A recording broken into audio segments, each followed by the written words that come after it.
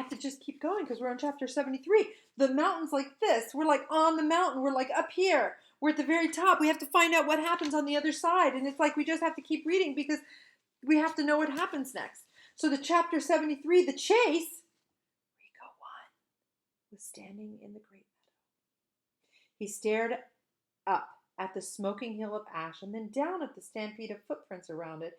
There had been a large barn fire with hundreds of animals and one robot, but why? The Rico couldn't make sense of what he was seeing. There's so much the Rico doesn't know, and there's so much that Roz does. After thoroughly exploring the site, he continued through the meadow and into the forest. It was around that time he lost communication with Rico 3 and then Rico 2, and he knew that his partners had both been destroyed. Rico 1 would have to hunt down the target by himself. He's not going to give up.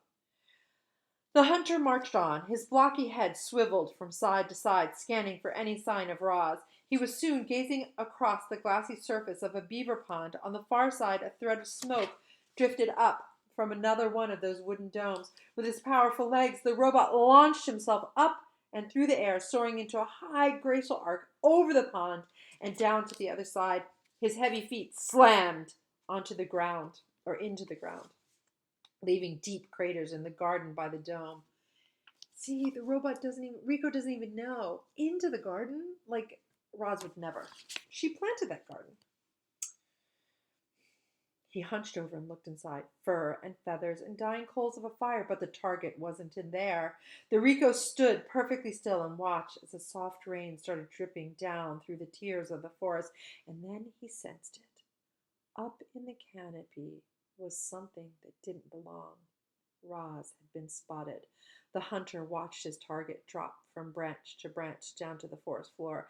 Then she bounded away through the thickly tangled underbrush without stirring a leaf, without snapping a twig. She's learned how to run like the deer. And she vanished into the green. However, Rico 1 had other means of tracking her. He could sense her electronic signal. The signal was gliding around the edge of the pond, but it was fading fast. A few more seconds and he would lose it entirely. Rico 1 burst into a sprint. The forest seemed to sway and quake from his stomping strides, and a minute later the forest did begin to move.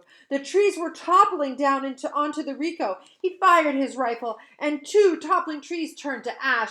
But then a third swung down through the smoke and hammered his body into the ground. Rico 1 shoved the tree aside, pulling himself up and continued the hunt. I feel like Rico 1 might be the one that's in charge. He didn't notice the beavers diving back into the pond. Everyone is helping. This is the beavers' work. Rico 1 tore through the brambles and leaped over the boulders, and suddenly the ground was caving beneath him. Down he fell into a deep pit, crashing against the bottom and twisting his leg. The robot violently pounded his leg back into shape, and then he launched himself up and out of the pit. He didn't notice the groundhogs watching from their tunnels. The hunter faced one trap after another. He was pelted with flaming pine cones and tripped by taut vines and crunched by tumbling rocks. The hunter was now limped and rattled, and the hunter now limped and rattled and was covered in scars, but he kept going. Roz galloped back and forth across the island again and again as she tried to lose Rico 1. But no matter how fast she ran, or how well she hid, or how many animals helped, she couldn't escape the sound of the hunter's stomping footsteps. She had never run so hard for so long, and while her mechanical body was holding up, her wooden foot was not. After hours of relentless pounding, it finally gave out.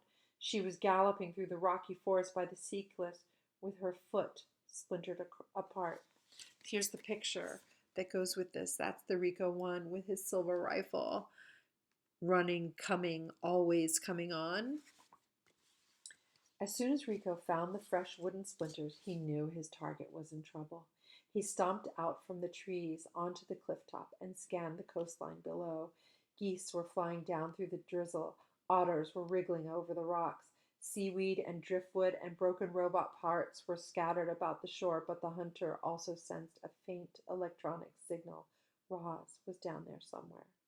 The hunter's blocky hand clamped onto the cliff top, and then thwip, it detached. The hand was connected to a strong cable that spooled out from the end of his arm, and he gave the cable 2 quick tugs, and then he stepped off the ledge. He has something that Roz doesn't. He has like a hand that's kind of like a superhero, like a Spider-Man kind of thing, where he lets go and the cable brings him down. Rico 1 zipped down the cliffside, one arm releasing the cable, the other clutching his rifle, and he slowed to a gentle stop just as he reached the ground. Then, high above, the robot's hand unclamped and followed the cable all the way down until, flip, it snapped right back onto the end of his arm.